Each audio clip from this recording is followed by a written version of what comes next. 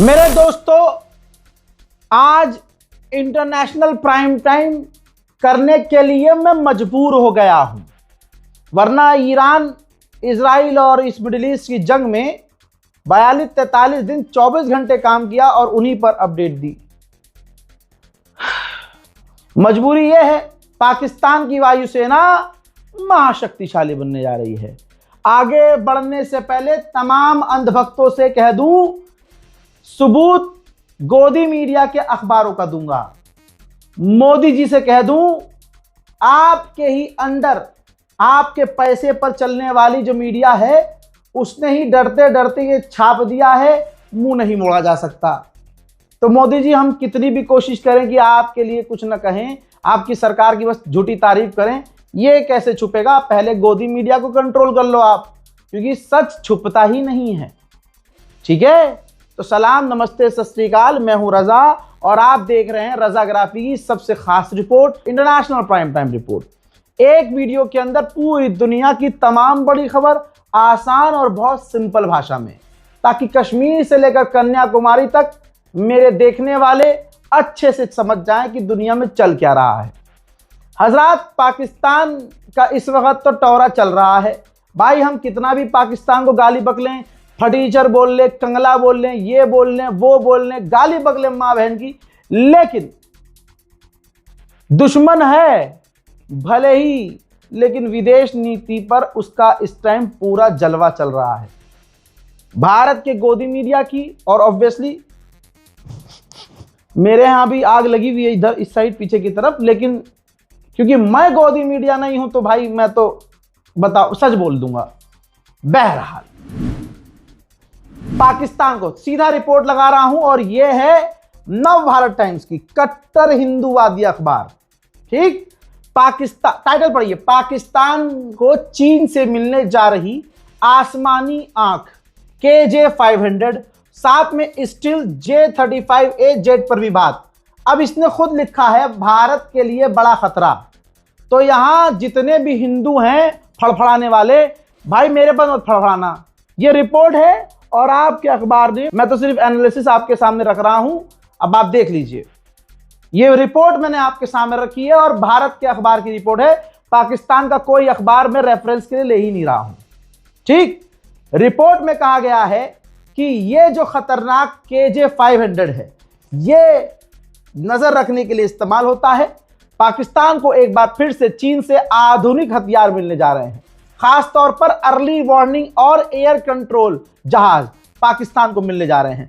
पाकिस्तान और चीन के बीच हथियार खरीद पर बात चल रही है। इसमें पाकिस्तान को चीन में बना शांक्सी KJ-500 अर्ली वार्निंग और एयर कंट्रोल AEW&C विमान मिलने की उम्मीद है। पाकिस्तान को अर्ली वार्निंग और एयर कंट्रोल विमान मिलना भारत के लिए चिंता का सबब हो सकता है। टेंशन वाली बात भारत के लिए हो सकती है। इससे पाकिस्तान की एयरफोर्स महाशक्तिशाली हो जाएगी, उसकी ताकत में बड़ा इजाफा होगा। मलेशिया के defence news portal defence security Asia के अनुसार चीनी और पाकिस्तानी अधिकारियों ने जून 2025 में इस विमान के लिए ऑफिशियली बात की थी। KJ-500 चीन के व्यापक रक्षा पैकेज का हिस्सा है। उसके अंतर्गत पाकिस्तान को और भी हथियार मिलने हैं। पाकिस्तान की एयरफोर्स की आंखें अब फैल जाएंगी। इस हथियार के जरिए दूर तक वो नजर रखेंगी, यहां तक कि भारत की मिसाइलों पर पहले से ही नजर रखी जा सकेगी। और भारत कभी हमला करेगा तो अब रेस्पॉन्स पाकिस्तान जल्दी कर पाएगा। बात यहां खत्म हो जाती तो मैं फिर भी इस बात को दबा देता, ठीक है, लेकिन खत्म नहीं हुई बात।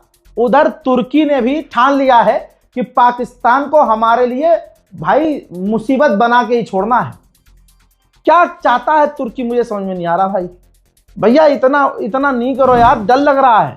भैया ये देखिए, पाकिस्तान को तय समय से यहां साला हमको S-400 डिले मिल रहा है, लेकिन ये देखिए तुर्की पाकिस्तान को डिसाइडेड, मतलब जो प्रॉमिस किया हुआ दिन था उससे पहले कान फाइटर जेट दे देगा। कान फाइटर जेट, भाई हवाई शक्ति तो महाशक्तिशाली हो गई।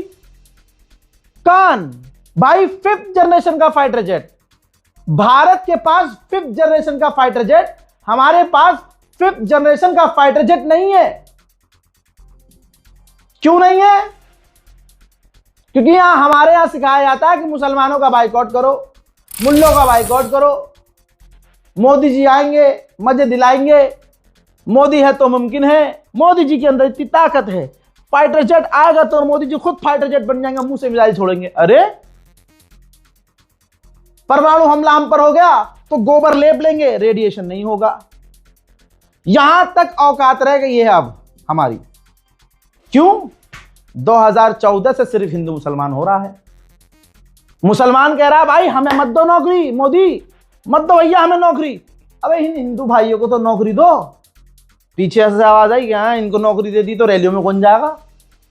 जब गलगोटिया यूनिवर्सिटी के छात्रों को काम पे लगा दिया, फिर अब क्या कहें?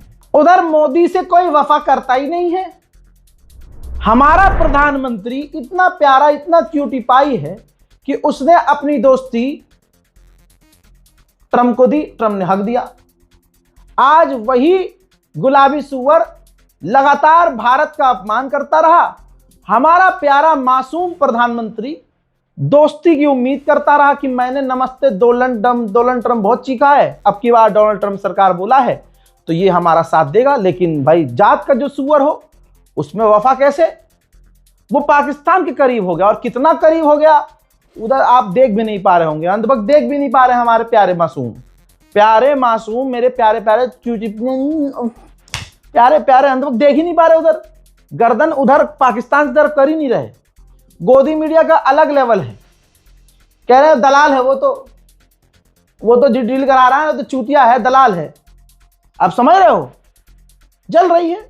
मैं कह रहा हूं भाई हमारी जल रही है। ये तो हमारी विदेश नीति थी भाई, हमें बात करनी चाहिए, हमें बात करवानी चाहिए थी, लेकिन क्या करें।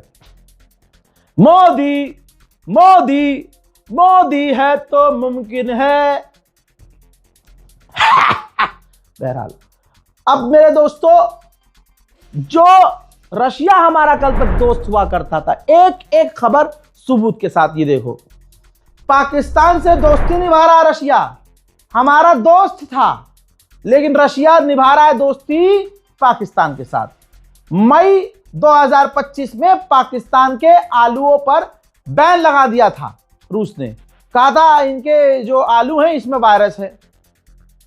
अब भैया पाकिस्तान ने पूरी लैब रिपोर्ट करवाई, लैब टेस्ट करवाया, रिपोर्ट पेश की, रिपोर्ट के अंदर ऐसा कुछ नहीं मिला, ये झूठ निकला। और इसके बाद जब रिपोर्ट रशिया में साबित हो गई, सबमिट कर दी गई, तो रशिया ने भाई तुरंत पाबंदी हटा दी। तो पाकिस्तान के इलाके में जो पंजाब है, तो पंजाब का पाकिस्तान जो है उसमें जो आलू है, मतलब जो पाकिस्तानी जो पंजाब इलाका आता है, वहां जो आलू उगाए जाते हैं, अब वो रशिया इंपोर्ट करेगा। मैं क्या बोलूं क्या? उधर भैया हमारी फौज तो कमजोर है नहीं, हमारे डिफेंस, हमारी सरकार छोड़ दो, लेकिन हमारे डिफेंस जो है वो मजबूत है। हमारा डीआरडीओ खतरनाक है, बढ़िया मिसाइल है, बढ़िया एकदम जबरदस्त तरीके से। तो हमारी डीआरडीओ ने अर्ली वार्निंग जारी कर दिया, नोटिस कि भैया हम एक मिसाइल टेस्ट करने वाले हैं। इधर हमने नोटिस किया, और उधर हिंद महासागर में चाइना अपना धड़ करते हुए जहाज भेज दिया, जासूसी जहाज, कि हम जो कुछ भी करें इन चाइनीज को सब पता चल जाए। बताइए, चालाकी देखिए चाइना की। और मगर औकात है डायपर पहनने वाले की चीन को लाल आंख दिखा दे ना। मेरे दोस्तों, उधर एक और बड़ा खेल हुआ है। ताइवान और चाइना के बीच कितना खतरनाक टकराव है आपको पता है। पहली बार 10 साल में यह ऐसा हुआ है कि इतनी बड़ी डेलीगेशन ताइवान की चाइना पहुंची है। शी जिनपिंग से डायरेक्ट मुलाकात हुई है। ताइवान को प्यार से बात करने के बजाय भाई ताइवान की विपक्ष की नेता चेंग ली वुन को धमका दिया और कह दिया, सुनिए, ताइवान की आजादी की बातें हमें बर्दाश्त नहीं है। कहा कि अगर ताइवान की तरफ से आजादी की बात उठती है, मांग उठती है, तो हम बर्दाश्त नहीं करेंगे। चाइना ने एक और कांड किया है। अचानक से जो इलाका चाइना ताइवान की तरफ आता है, उस इलाके के अपने एयर स्पेस को बंद कर दिया है। और वही इलाका ताइवान की तरफ आता है। कहा जा रहा है कि ईरान और अमेरिका के इस तनाव के बीच चाइना ताइवान पर कब्जा करने की तैयारी तो नहीं कर रहा। उधर बांग्लादेश का विदेश मंत्री भारत आया था और देखिए लेजर वाले मिनिस्टर से हाथ मिलाया दबाकर, बहुत जोर से। देख रहे हो, अब किसी हिंदू में अगर जिगर है बोलकर दिखाओ कि अब क्यों बुला लिया भाई बांग्लादेश के विदेश मंत्री को। अब गद्दारी कौन कर रहा? शाहरुख खान की टीम में अगर बांग्लादेश का कोई खिलाड़ी था तो शाहरुख खान की गर्दन काटने का ऐलान किया था हिंदुओं ने, समझ रहे हो। लेकिन मेरा बोलना चूतड़ों में आग लगा देता है, लेकिन सोचते नहीं हैं कि कह तो सही रहा है भाई, सही कह रहा हूं। भूल गया क्या? बांग्लादेश में जब भी कोई एक हिंदू मारा गया, उसका कत्ल किया गया, आतंकवादियों के द्वारा कत्ल किया गया, तो यहां भारत के मुसलमानों को मारना शुरू कर दिया कि नहीं उन्होंने मारा है तो हम भी मारेंगे तुम्हें। यहां बताइए, कहा कि हम बैन करो, बाइकआउट करो बांग्लादेश का। अच्छा, फिर अब कौन कर रहा है, कौन घुस रहा है? लेकिन दिक्कत यह है कि इनकी औकात की जो रेड लाइन है ना, वो बीजेपी है।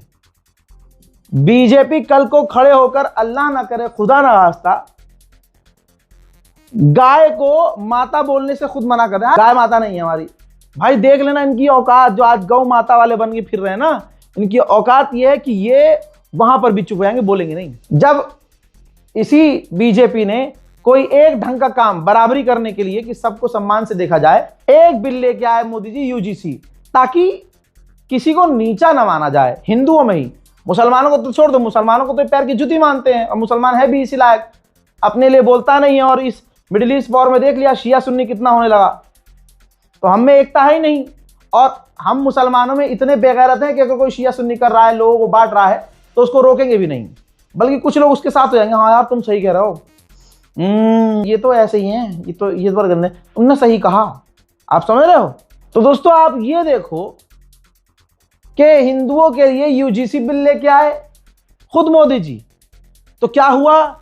जो ऊंची जात के हिंदू थे, जो कहते थे कल तक अरे हम जात पात नहीं मानते भाई, अचानक से असलियत दिख गई।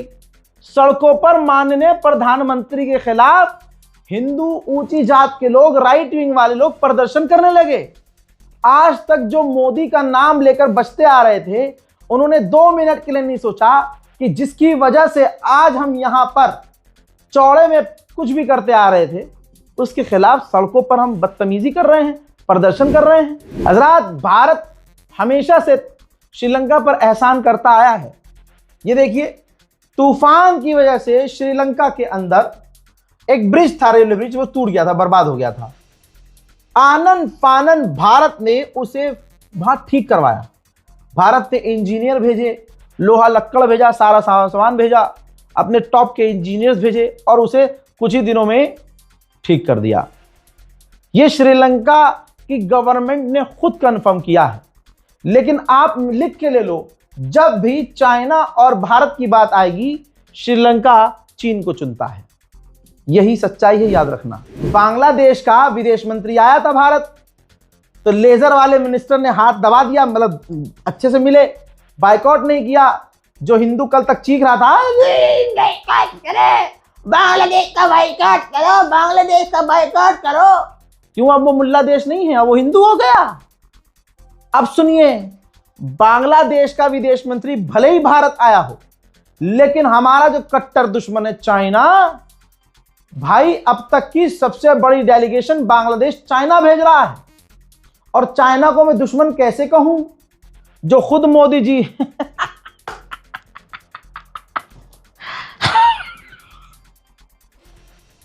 चाइना से बढ़िया हो गया भाई मामला हमारा, डायरेक्ट फ्लाइट चल रही है हमारी, विश्व गुरु। वहीं बांग्लादेश भारत से 200 रेल कोच खरीदेगा। आप ये देखो, अब कोई हिंदू और हिंदुत्व की बात नहीं कर रहा है। भाई हम क्यों दे अपना रेल कोच, हमें बेचना ही नहीं है। जब तुम यहां मुसलमानों का बाइकआउट कर रहे हो, हिंदू संगठन बेचारा इतनी मेहनत कर रहा है, गांवों के बाहर बोर्ड लगा दिया गया है, गरीब फेरी वाला मुसलमान जाता है, उसकी मॉब लिंचिंग करके काट दिया जाता है, उसे मार दिया जाता है। तो ऐसे में भाई मुसलमानों का बाइकआउट करो, हम उससे सामान क्यों खरीदेंगे? ये तुम्हारी इंटरनेशनल नीति अलग दिखती है, डोमेस्टिक अलग दिखती है। दोगलो है, दोगलो। अरे दोगलो नस्ल कहाँ गए? गुफा में? अरे नियोग कर लो, नियोग करवा लो अच्छे से, फिर बाद में आना। अनिल कपूर की नायक मूवी देखी है आपने? नेपाल का नया प्रधानमंत्री आज का नायक बना हुआ है। नेपाल में 15 दिन से सरकार है उसकी। No protocol, no high security. एक देश का प्रधानमंत्री है, रेलवे स्टेशन पर जाता है, रेलवे स्टेशन पर गाड़ी से जाता है अपनी। हाँ समझ रहे हो ना? लेकिन ये जो नेपाल का नया प्रधानमंत्री है, जो सिंगर, रैपर, एक्टिविस्ट, मॉडल है, अब प्रधानमंत्री है। 15 दिन में आप उसका वीडियो देख चुके होंगे, सड़क पे चल रहा है, आम लोगों से मिल रहा है भाई, हाथ मिला रहा है। ई रिक्शे में बैठी हुई औरतें भाई हाय हेलो करके, नमस्ते पमस्ते करके उनसे हाथ पाथ मिला के सेल्फी खुद खींच रहा है। लोकल दूध की दुकान हो, परचून की किराने की दुकान हो, वहां जाके मिल रहा है लोगों से। अब उसकी सरकार का लेबर मिनिस्टर था। रिपोर्ट ये आई, किसी तरह से पता चला कि उस लेबर मिनिस्टर ने औरत का चक्कर, दूर रहो भाई, दूर रहो औरतों से, खुदा की कसम। भाई औरत अपनी बीवी को खुश करने के लिए उसने अपनी पावर का इस्तेमाल किया।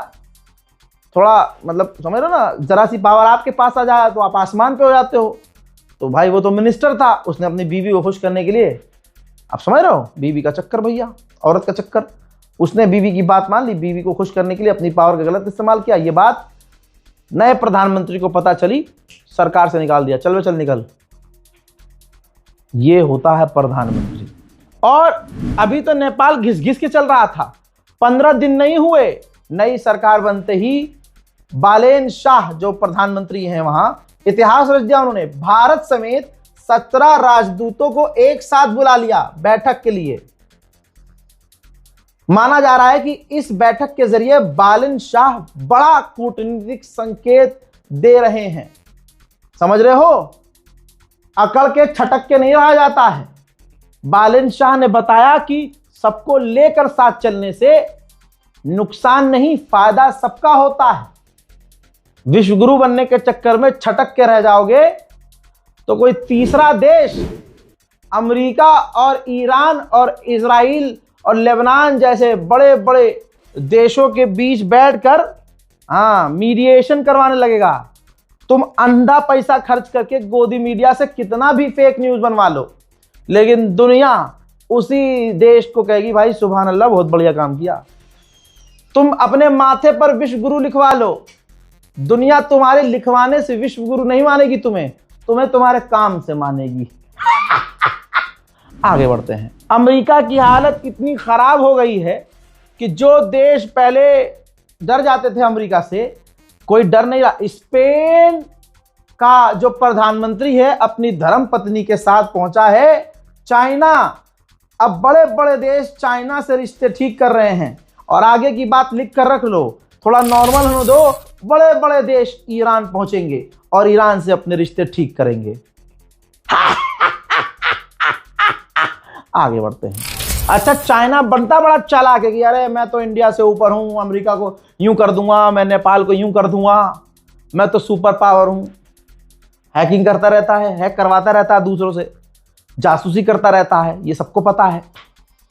किसी हैकर ने, ये रही रिपोर्ट, किसी हैकर ने चाइना का सुपर कंप्यूटर हैक कर लिया और 10 पेटाबाइट सेंसिटिव डेटा, भाई जीबी नहीं, ये पेटाबाइट, मिलियंस ऑफ जीबी की बात हो रही है, पेटाबाइट ऑफ सेंसिटिव डेटा और मिसाइल के उसके अंदर तमाम फॉर्मूला और पता नहीं क्या क्या था, सब हैक कर लिया।